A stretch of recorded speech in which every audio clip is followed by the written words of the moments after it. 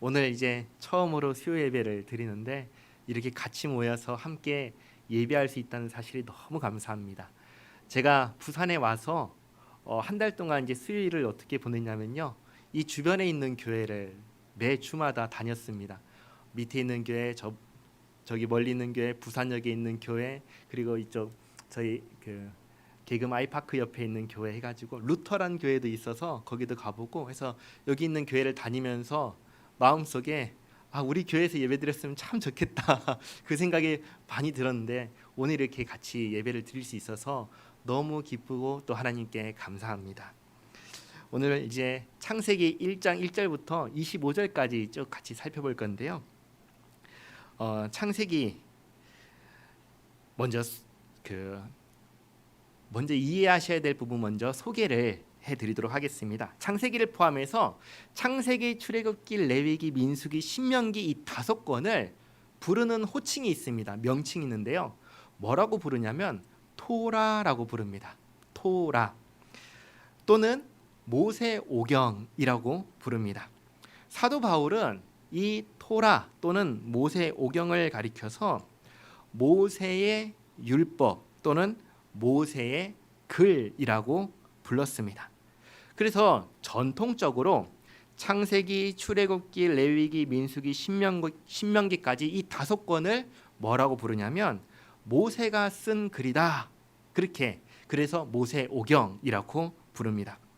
이 5권의 성경 중에서 역사가 기록된 성경은 3권입니다. 창세기, 출애굽기, 민수기 이렇게 3권이 이제 역사 이야기가 기록이 되어 있고요. 그리고 레위기와 신명기는 무엇이 기록이 되어 있냐면 하나님의 법, 지켜야 하는 법이 담겨져 있습니다. 그래서 이제 법전 하면은 혹은 율법 하면은 레위기하고 신명기를 보통 가리키고 그리고 더 넓게는 창세기부터 신명기까지를 율법이라고 부릅니다. 그리고 모세가 태어나서 활동한 기록이 담긴 성경은 어디에 기록이 되어 있냐면 어디에 기록되어 있을까요? 출애굽기에 기록이 되어 있습니다. 출애굽기. 그리고 모세가 죽은 기록이 담긴 성경은 어디 있을까요? 신명기에 있습니다. 그러니까 모세가 태어나고 활동한 기록은 출애굽기, 민수기도 있어요. 출애굽기, 민수기에 있고 그리고 신명기에는 한 자리에 턱 앉아서 광야에서 태어난 2세들에게 레위기의 말씀을 다시 한번 선포하고 모세가 죽었다 하는 기록이 이제 신명기에 남겨 있습니다.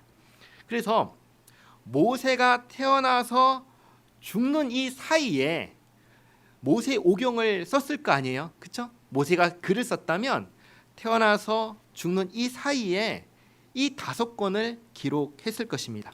태어나기 전에는 기록할 수가 없고 죽은 다음에는 또 기록할 수가 없잖아요. 살아있을 때 기록할 수 있으니까 이 기록이 언제쯤 기록이 되었겠구나 하고 우리가 알 수 있는 것이죠.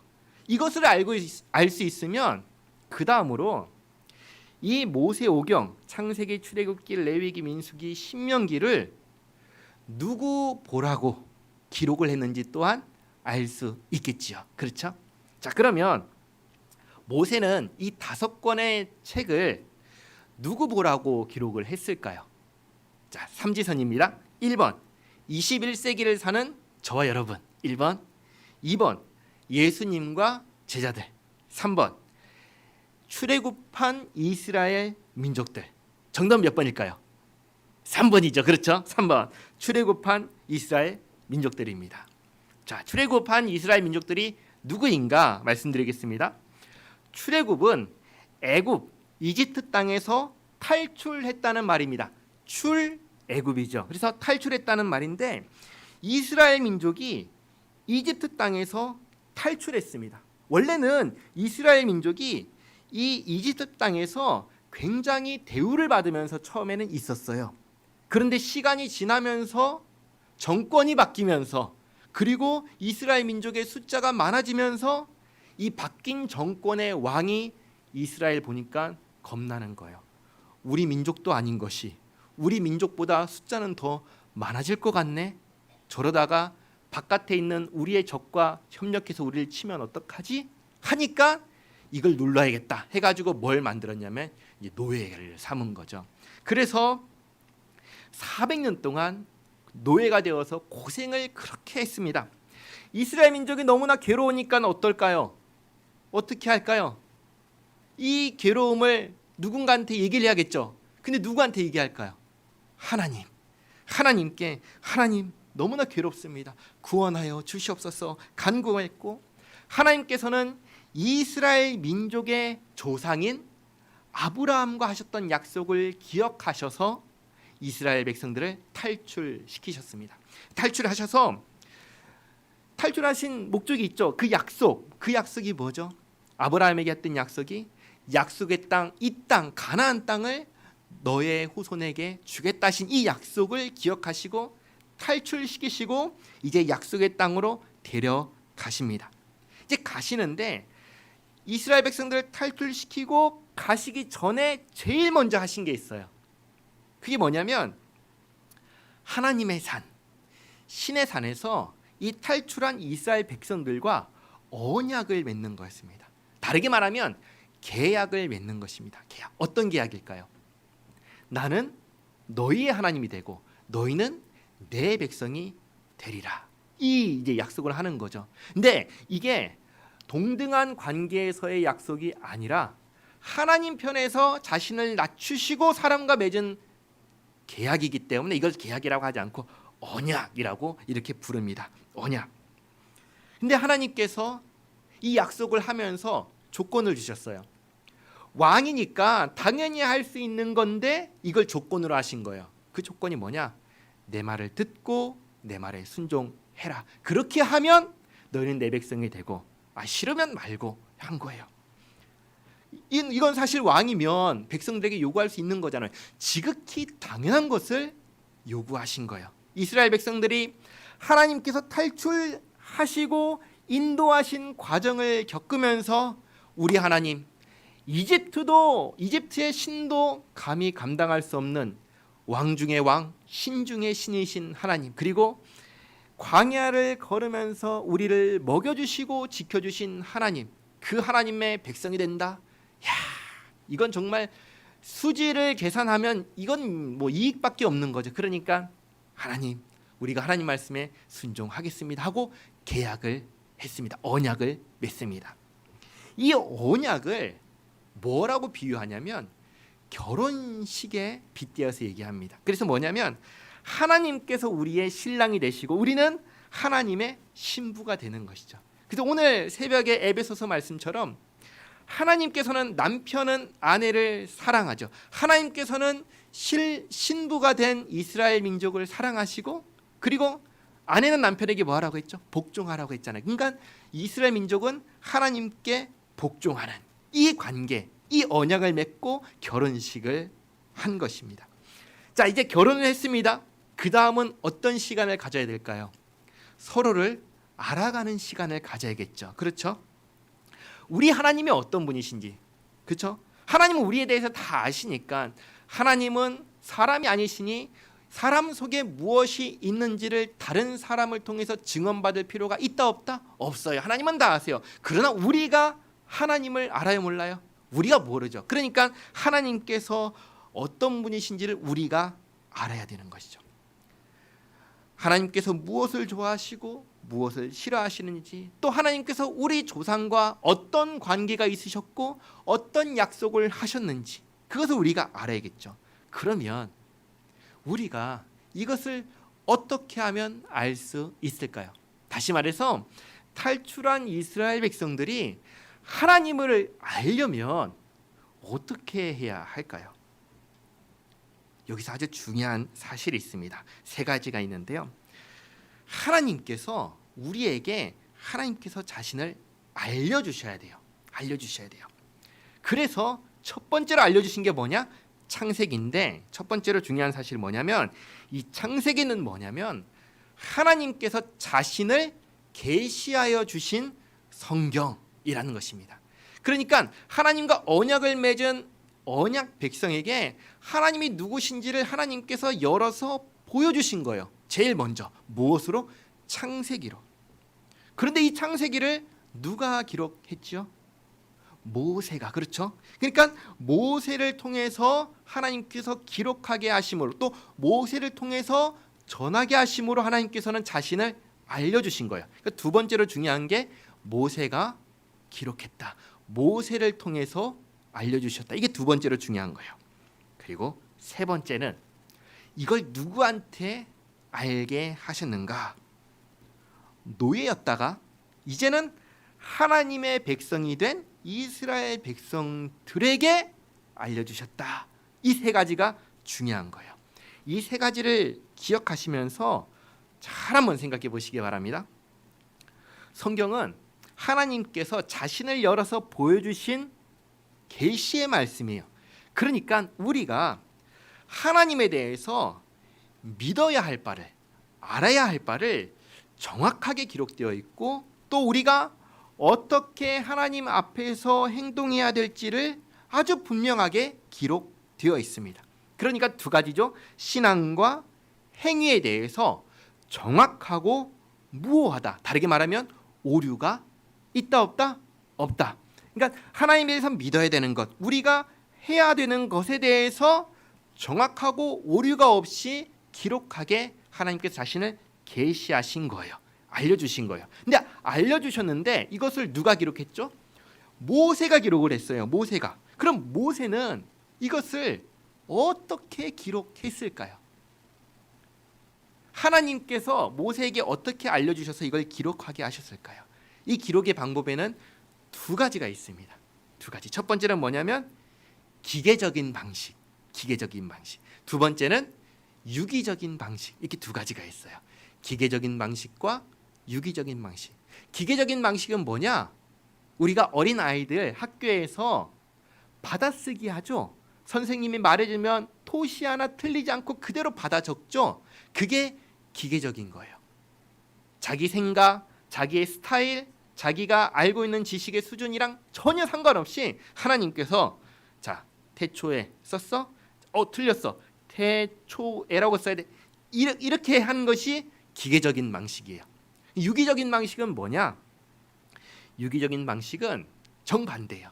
쓰는 사람의 지식, 쓰는 사람의 수준, 쓰는 사람의 성품을 반영해서 쓰게 하시는 거예요. 그러니까 하나님께서는 이 두 가지가 다 가능할까요? 불가능할까요? 다 가능하셔요. 그런데 우리가 성경을 보면은 성경 처음부터 끝까지 스타일이 같아요, 달라요? 다 다르죠. 창세기에 쓰여진 글의 형식과 시편에 쓰여진 글의 형식과 요한계시록에 쓰여진 글의 형식과 다 같아요, 달라요?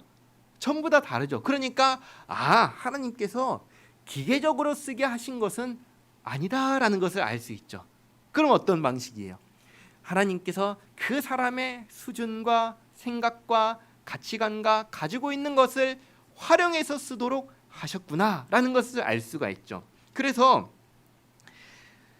이 창세기를 보면은 모세라는 사람의 지적 수준과 성품이 반영되어서 기록된 거예요. 그러니까 여기에 기록된 내용들이 시공을 초월해서 기록할 수는 없어요. 이거 무슨 말이냐면 모세가 핸드폰을 알까요, 모를까요? 당연히 모르겠죠. 그렇죠? 그러니까 모세가 핸드폰에 대해서 쓸 수 있을까요, 없을까요? 못 쓰는 거예요. 그러니까 성경을 아무리 눈 씻고 봐도 21세기에 사는 우리가 알고 있는 내용들이 여기엔 담겨 있진 않아요. 왜? 모세는 고대의 사람이니까. 고대에 살던 사람이 자기가 가지고 있는 지식 수준 안에서 하나님께서 하나님을 알려주시고, 그리고 하나님에 대해서 우리가 해야 되는 바를 오류 없이 쓰게 하신 거예요. 모세가 쓸 수 있는 범위는 21세기 과학 지식까지 해당하지 않아요. 우리가 이제 창세기 특별히 1장이나 2장, 3장을 보면서 제일 많이 하는 이야기가 이게 과학하고 맞아? 틀려 이야기를 많이 하는데 상관이 없는 거예요. 과학하고. 왜? 첫째로 모세는 우리가 아는 지식이 없다. 그러니까 우리가 아는 과학 지식이 모세에겐 없다라는 것. 잘 생각해 보세요. 우리가 지금 21세기를 살고 있잖아요. 우리가 15세기를 살고 있다면 모세가 가지고 있는 썼을 때 15세기에 살던 사람들의 수준에 맞춰서 써야 될까요? 아니잖아요. 그렇죠? 자, 우리가 만약에 지금 21세기지만 30세기에 살고 있어요. 그럼 과학의 수준이 지금하고 같을까요? 다를까요? 다르겠죠. 그럼 지금 우리의 수준에서는 30세기의 과학 수준에 대한 이야기를 하면 이해할 수 있을까요? 없을까요? 이해 못하죠. 마찬가지인 거예요. 그러니까 모세는 과학과는 전혀 상관없는 이야기를 쓴 거예요. 무엇을? 하나님에 대해서. 그러니까 이 창세기를 보면서 이게 과학적으로 옳으니 틀리니 하면은 이거 안 맞는 거예요. 그럴 필요가 전혀 없는 것입니다. 게다가 이 창세기를 누구 보라고 썼다고 했죠? 이스라엘 백성들. 그렇죠? 근데 이스라엘 백성들이 공부를 많이 한 지적인 수준이 아주 높은 사람들이 아니면 이집트에서 고생해서 공부하고 할 여력이 없이 하루 종일 일하고 집에 와서는 뻗고 그렇게 삶을 살았던 사람인가요? 어떻게 살았어요? 그랬죠. 이랬죠. 이런 사람들이 이해할 수 있는 이야기를 써야 할까요? 아니면 열심히 공부하고 지적인 훈련을 해서 아주 지식의 수준이 높은 사람이 알아들을 이야기를 해야 될까요? 이집트 그 고생했던 노예였던 이 사람들이 알아들을 이야기를 해야겠죠. 그렇죠. 그러니까 이 성경에 있는 내용들이 과학이나 이런 걸로 분석하고 옳다 그르냐 이걸 따지면 안 되는 거예요. 이걸 염두하면서 창세기를 보셔야 됩니다. 그러니까 세 가지 말씀드렸죠. 창세기는 첫째로 하나님께서 자신을 계시하신 것이다. 둘째로 모세를 통해서 쓰게 하셨다. 모세의 수준과 성품과 지식을 활용해서. 셋째로 누구 보라고? 이스라엘 민족 보라고. 그리고 이스라엘 민족을 통해서 이제는 그 믿음의 역사가 면밀히 흘러내려와서 오늘날 저와 여러분까지 이 성경을 읽게 하셨다. 이것을 기억해야 한다는 것입니다. 자, 창세기 이제 1장 1절부터 보겠습니다. 태초에 하나님이 천지를 창조하시니라. 자, 태초라는 것은 처음, 시작할 때를 말합니다. 하나님께서 창조하심으로 이제 시작한 거예요. 창조하심으로 처음이 이제 시작을 한 거예요. 근데 여기서 두 가지 아주 중요한 질문을 제가 하겠습니다. 첫 번째, 하나님께서 창조하시기 전에 나는 있었을까요? 없었을까요? 내가 하나님께서 창조하시기 전에 내가 있었다. 아니야. 나는 창조하시기 전인데 내가 어떻게 있어? 없었다. 자, 만약에 하나님께서 창조하시기 전에 내가 있었다면 나는 어떤 존재예요? 나는 하나님과 같은 존재예요. 그냥 이 세상에서 내가 신과 같은 존재다라고 주장을 하기 위해서는 내가 이 세상이 있기도 전부터 내가 있어야 돼요. 그러나 만약에 내가 하나님께서 창조하신 이후에 존재하는 존재다라고 한다면 나는 하나님이 아니라 피조물인 거예요. 그렇죠? 두 번째, 하나님께서 창조하시기 전에 이 세상이 있었을까요? 없었을까요? 만약에 이것도 똑같은 거예요. 만약에 이 세상이 하나님께서 창조하시기 전에 이 세상이 있었다라고 한다면 이 세상은 무엇과 같은 존재일까요? 하나님과 같은 존재예요. 그렇죠? 어떤 사람들은 이 세상을 하나님 그 자체라고도 얘기해요. 범신론이 그렇게 얘기를 해요. 범신론. 모든 만물은 다 하나님 그 자체다.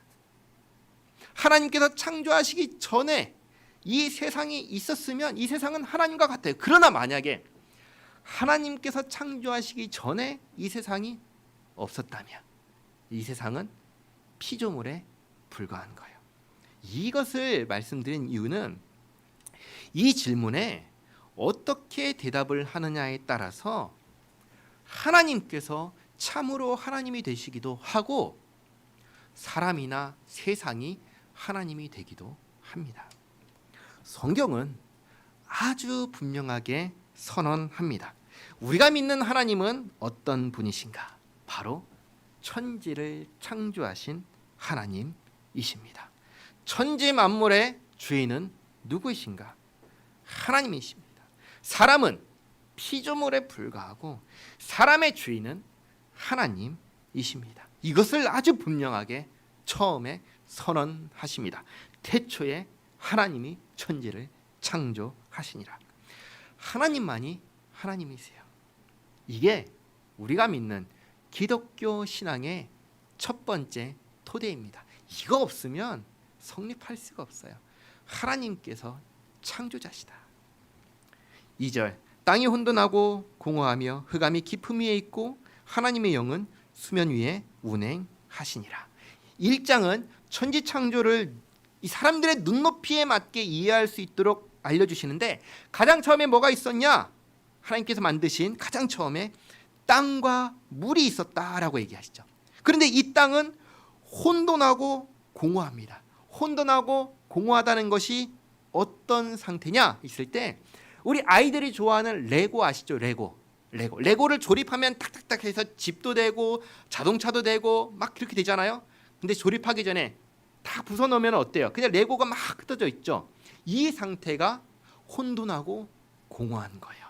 그냥 막 이렇게 흩어져 있는 거예요.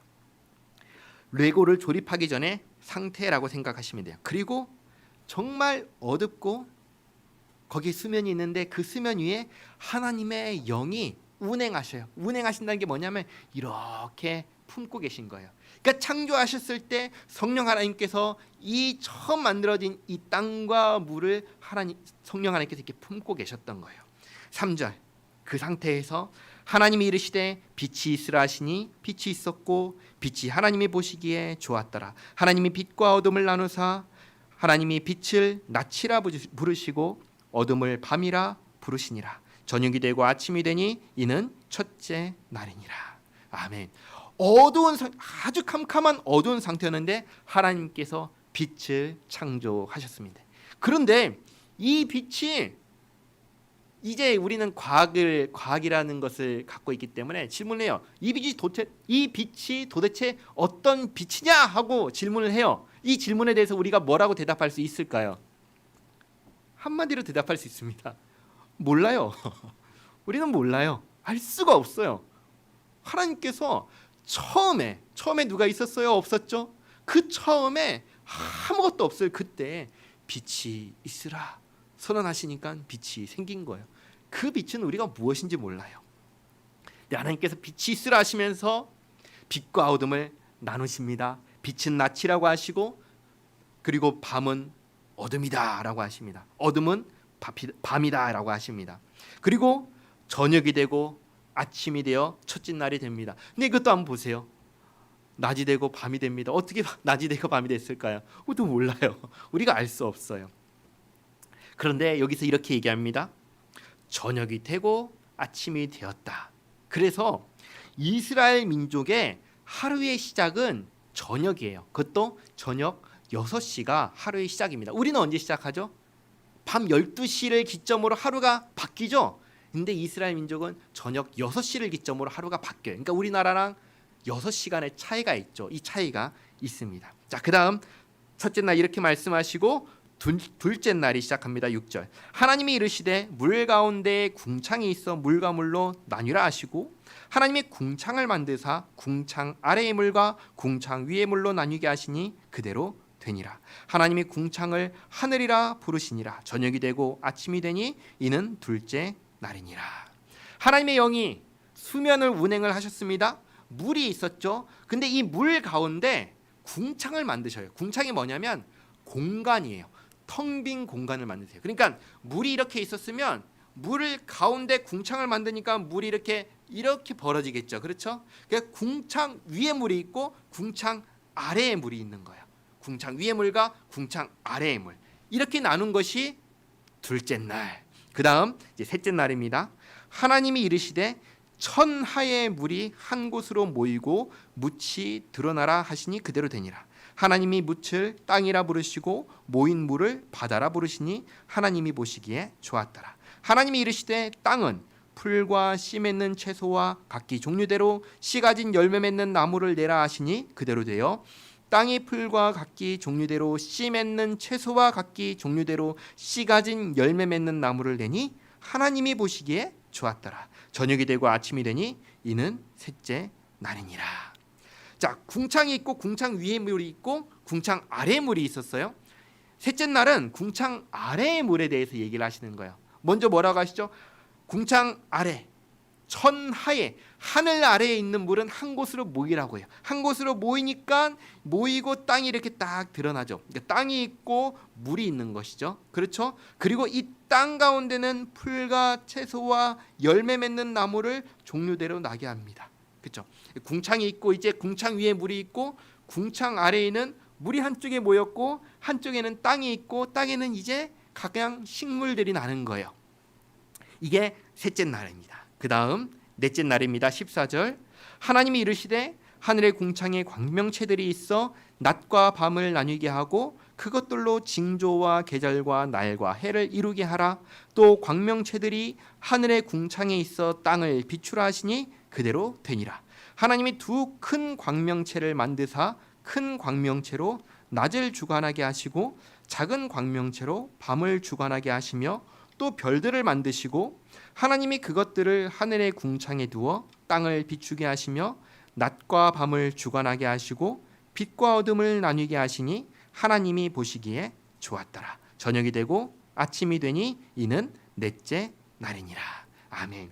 자, 궁창 위에 물이 있고 궁창 아래 물이 있었습니다. 이번에는 궁창에 대해서 말씀하십니다. 궁창에 대해서 이 텅 빈 공간, 이 궁창에 무엇을 두셨죠? 광명체들을 두셨습니다. 광명체. 큰 광명체를 두시고 작은 광명체를 두시고 여러 광명체를 두셨습니다. 큰 광명체는 뭐라고 하시냐면 해다. 작은 광명체는 뭐라고 하시냐면 달이다. 그리고 그 외의 광명체는 뭐라고 하시죠? 별이다 하시죠. 그럼 해와 달과 별이 어디에 있죠? 궁창에 있죠. 근데 궁창 위에는 뭐가 있죠? 물이 있죠. 궁창에는 또 물이 있죠. 그럼 이 해와 달과 별은 궁창 위에 있는 물 아래에 있어요, 위에 있어요? 물 아래에 있죠. 그렇죠. 그러니까 지금 이걸 말씀드린 이유는 지금 여기서 얘기하는 것은 오늘날 우리가 알고 있는 과학 지식에 맞는 이야기를 지금 하고 있는 게 아니라는 거예요. 그걸 말씀을 드리는 거예요. 그러니까 다른 거죠. 우리가 아는 것과는 다른, 그 시대에는 그렇게 알았구나라고 생각을 하셔도 괜찮겠습니다. 오늘날처럼 과학이 발달하지 않은 시대에 하나님께서 처음에 창조하신 것을 아무도 보지 못한 것을 알려주시니까 모세가 어떻게 그것을 기록하겠어요? 그 수준에 맞춰서 기록을 한 거죠. 자, 첫째 날에는 낮을, 빛으로 낮을 주관하게 하시고 어둠으로 밤을 주관하게 하셨는데 이제는 해가 있고 달이 있으니까 뭘로 주관하게 하세요? 해와 달로 주관하게 하세요. 해를 가지고 낮을 주관하게 하시고 달을 가지고 밤을 주관하게 하십니다. 그게 이제 넷째 날이죠. 궁창에 있던 일입니다. 그 다음 다섯째 날입니다. 20절. 하나님이 이르시되 물들은 생물을 번성하게 하라. 땅 위 하늘의 궁창에는 새가 나르라 하시고 하나님이 큰 바다 짐승들과 물에서 번성하여 움직이는 모든 생물을 그 종류대로 날개 있는 모든 새를 그 종류대로 창조하시니 하나님이 보시기에 좋았더라. 하나님이 그들에게 복을 주시며 이르시되 생육하고 번성하여 여러 바닷물에 충만하라. 새들도 땅에 번성하라 하시니라. 궁창 아래의 물, 그러니까 궁창이 있고 여기에 해와 달과 별을 넣으셨죠? 이제 궁창 아래에 있는 물에다가 말씀하십니다. 한 곳에 모였던 물에서 무엇이 번성하게 하시죠? 생물. 그렇죠? 생물이 번성하게 하십니다. 여기에서 물고기와 그리고 많은 이런 것들을 생육하게 하시고 그 다음에 이 궁창에는 새가 날게 하십니다. 물에는 물고기가 있고 하늘에는 이제 뭐가 있죠? 새가 있죠. 그렇죠? 보기 좋아요, 안 좋아요? 보기 좋죠. 그렇죠? 그래서 그들에게 복을 주십니다. 생육하고 번성하여 충만하라. 그렇죠? 복을 주십니다. 다섯째 날입니다. 그리고 이제 마지막 여섯째 날입니다. 24절, 25절은 같이 읽을까요? 자, 같이 읽겠습니다. 하나님이 이르시되 땅은 생물을 그 종류대로 내되 가축과 기는 것과 땅의 짐승을 종류대로 내라 하시니 그대로 되니라. 하나님이 땅의 짐승을 그 종류대로 가축을 그 종류대로 땅에 기는 모든 것을 그 종류대로 만드시니 하나님이 보시기에 좋았더라. 아멘. 이번에는 이 땅에 마지막으로 땅에 사는 생물을 내십니다. 땅에 역시 동물이 있으니까 좋아요, 안 좋아요? 좋죠. 근데 여기서 끝나지 않는 것이죠. 창조가 뭐가 더 있죠? 이제 한 가지를 더 창조하시는데 사람을 창조하십니다. 사람, 남자와 여자를 창조하시는데 이 사람 창조에 대해서는 다음 주에 말씀드리도록 하겠습니다.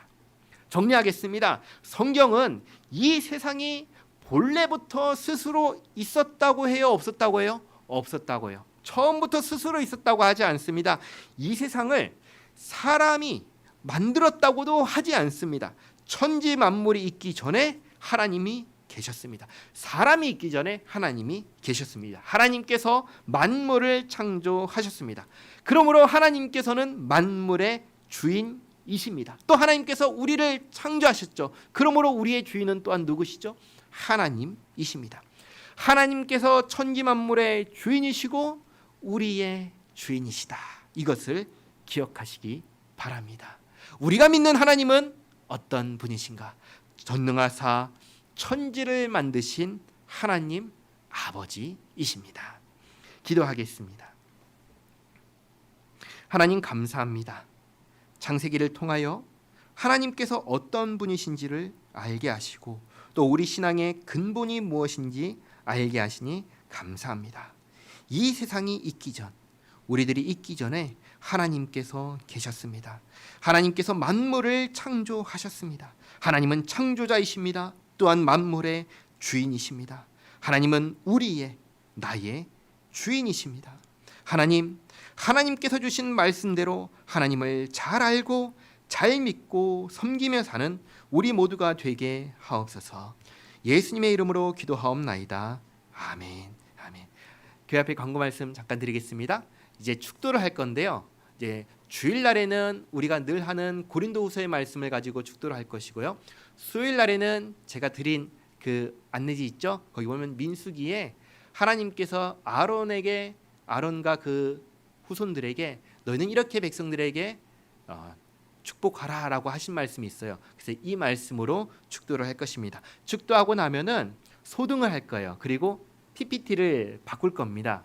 4가지 기도 제목을 놓을 거예요. 첫 번째는 오늘 주신 말씀 가운데 주신 은혜를 기억하며 기도하시고, 둘째는 나라와 민족을 위해서 기도하시고, 셋째는 우리 교회 푸른 초장교회와 담임 목사인 저를 위해서 기도하시고, 넷째는 치유와 회복이 필요한 성도를 위해서 기도하시고, 5번째는 안 넣었어요. 왜냐하면 5번째는 자유롭게 기도하시고, 그리고 제가 가십시오 이런 얘기 안 할 거예요. 자유롭게 기도하시고 가시면 되겠습니다. 소등을 할 거니까 이제 그렇게 하시면 되겠습니다. 아셨죠? 네. 축도하겠습니다. 여호와는 내게 복을 주시고 너를 지키시기를 원하며, 여호와는 그 얼굴을 내게 비추사 은혜 베푸시기를 원하며, 여호와는 그 얼굴을 내게로 향하여 두사 평강 주시기를 원하노라. 아멘.